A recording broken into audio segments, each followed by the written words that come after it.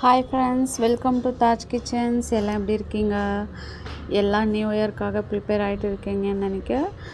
ஏன்னா இந்த new year இந்த வருஷத்தில் கஷ்டப்பட்டது ரொம்ப எல்லாருமே வழிபட்டது எல்லாமே போய் இந்த நியூ இயர் எல்லாருக்குமே நல்லதாக இருக்கட்டும், எல்லாருக்கும் நல்ல சக்தி கொடுக்கட்டும், நல்ல கான்ஃபிடென்ஸ் கொடுக்கட்டும்.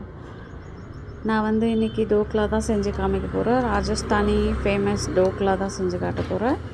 நீங்கள் ஷாப்லலாம் போய் சாப்பிட்டாக்க வயிறு கெட்டுரும், ஏன்னா பேக்கிங் சோடா நிறைய யூஸ் பண்ணியிருப்பாங்க.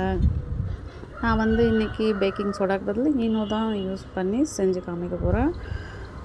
ஆனால் டேஸ்ட் மட்டும் ரொம்ப அல்டிமேட்டாக இருந்தது. பஞ்சு மாதிரி இருந்ததுங்க. கடையில் வாங்கி சாப்பிட்றதோட ரொம்ப டேஸ்ட்டாக இருந்தது. நான் அவனில் தான் செய்யணும், அவன் இல்லாமல் செய்ய முடியாதுன்னு நினச்சேன். ஆனால் நான் குக்கர்லேயே செஞ்சுட்டேன். குக்கர்லேயே சூப்பராக வந்தது. இன்னொரு பீஸ் சாப்பிடலாம் போல் இருந்தது, அவ்வளோ டேஸ்டியாக இருந்தது. காரம், இனிப்பு, புளிப்பு, உப்பு எல்லாமே கலந்து வேறு லெவலில் இருந்துச்சுங்க. உங்கள் வீட்டில் செஞ்சு பாருங்கள்.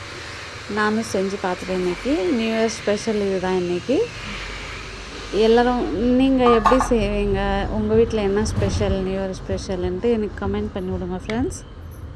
யாருமே கமெண்ட் பண்ணுறதில்ல. சப்ஸ்கிரைப் பண்ணுங்கள், என்னோடய சேனலை லைக் பண்ணுங்கள், ஷேர் பண்ணுங்கள் ஃப்ரெண்ட்ஸ். இன்னும் நல்ல நல்ல டிஷ்ஷாக நான் செய்கிறேன்.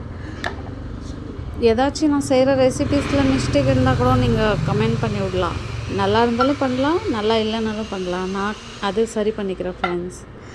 எல்லாருக்கும் இந்த நியூ இயர் நல்ல மாதிரி போட்டும்.